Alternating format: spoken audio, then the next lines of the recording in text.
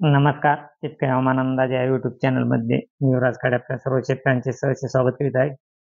तर शेतकरी मित्रांनो, 9 तारखेला 9 नोव्हेंबरला एक बंगालच्या उपसागरामध्ये एक लो प्रेशर तयार होत आहे आणि दोन्ही समुद्राच्या मध्यभागी 2 लो प्रेशर म्हणजेच एक चक्र 2 चक्रीवादळ ते देखील ॲक्टिव्ह झाले आहे. सरासरी पाहिलं असता 3 चक्रीवादळ बंगालच्या उपसागरामध्ये आणि बंगालच्या उपसागराजवळ 2 चक्रीवादळ हे ॲक्टिव्ह झालेले आहेत आणि त्याचा महाराष्ट्रावर कितपत परिणाम होणार हे आपण जाणून घेऊया. तसेच महाराष्ट्रात वातावरण सध्याचे काय आहे हे पण जाणून घेऊया.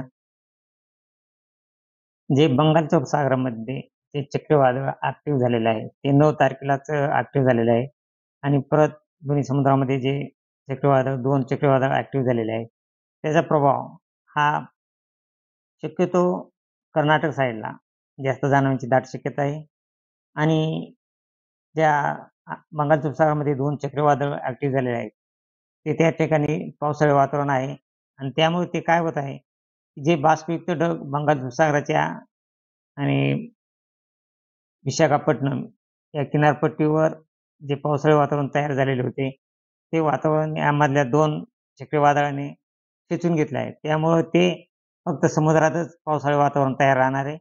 त्याचा परिणाम, विपरीत परिणाम हा महाराष्ट्रावर कशाच प्रकारे होण्याची सध्या तरी दाट शक्यता नाही आणि होणार नाही. कारण सध्या तरी 20 तारखेपर्यंत खूप असा त्याचा महाराष्ट्रावर खूप कमी प्रभाव जाणवणार आहे.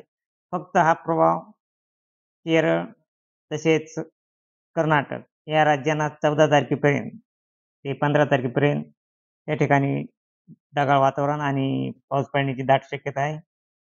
14 ते 15 कारण जो प्रत्येक 12 तारखेला प्रत्येक लो प्रेशर हा बंगालच्या उपसागराच्या टोकावर तयार होत आहे आणि त्यामुळं कर्नाटकमध्ये आणि केरळमध्ये पावसाचे वातावरण हे 14-15 तारखेपर्यंत राहणार आहे. त्याचा महाराष्ट्रावर कसलाच परिणाम होणार नाही. महाराष्ट्रात स्वच्छ वातावरण सध्या तरी 20 नोव्हेंबरपर्यंत एकदम क्लिअर वातावरण राहणार आहे आणि थंडीत जोरदार वाढ होणार आहे. तर शेतकरी मित्रो, महाराष्ट्रात कसल्याच प्रकारे ढगाळ वातावरणाचा कसलाच अंदाज नाही. फक्त तो बंगालच्या उपसागरामध्ये आणि केरळ तसेच कर्नाटक या भागामध्येच फक्त ढगाळ वातावरण राहू शकते. महाराष्ट्रात त्याचा कसलाच प्रभाव जाणवणार नाही आणि इतर राज्यामध्ये बाकीचे देखील भारतामध्ये बाकीच्या राज्यामध्ये देखील त्याचा प्रभाव कसला जाणवणार नाही. फक्त तो कर्नाटक आणि केरळ या भागामध्येच फक्त पावसाचा अंदाज आहे आणि 8 तारखेपासून आणि शेतकरी मित्रांनो, काळजी करण्याची गरज नाही. कारण 8 तारखेपासून खूप मोठे असे एकदम जोरदार अशा थंडीला सुरुवात होणार आहे. ही सुरुवात 8 तारखेपासूनच एकदम जास्त होणार आहे. तसेच सध्या ही थंडीचे प्रमाण सध्या तरी ESM मॉडेल असेल, अगर EWS मॉडेल असेल, हे पूर्ण दोन्ही मॉडेल जवळ-जवळ महाराष्ट्रात तसेच IMD मॉडेल देखील महाराष्ट्रात 30 नोव्हेंबरपर्यंत कसल्याच प्रकारे पावसाचे वातावरण नाही आणि ढगाळ वातावरण देखील खूप कमी प्रमाणात दाखवत आहे.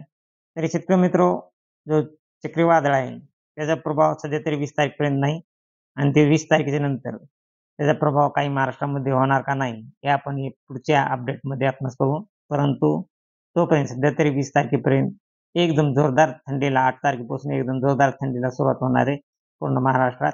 एकदम अति थंडी 30 तारखेला देखील एकदम खूप थंडी राहणार आहे. तर शेतकरी मित्रांनो, काळजी करण्याची आवश्यकता नाही. कारण जे चक्रीवादळ आलेलं आहे ते बंगालच्या उपसागरामध्येच विलीन होत आहे. त्याच्यामुळे महाराष्ट्रावर कसलाच प्रभाव जाणवणार नाही.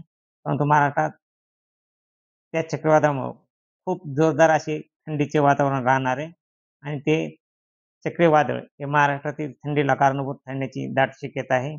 तरी शेतकरी मित्रांनो, अशीच रोजची रोज ताजे अपडेट पाहण्यासाठी आपल्या चॅनलला सबस्क्राईब आणि लाईक करा. जय हिंद, जय महाराष्ट्र, जय जवान, जय किसान.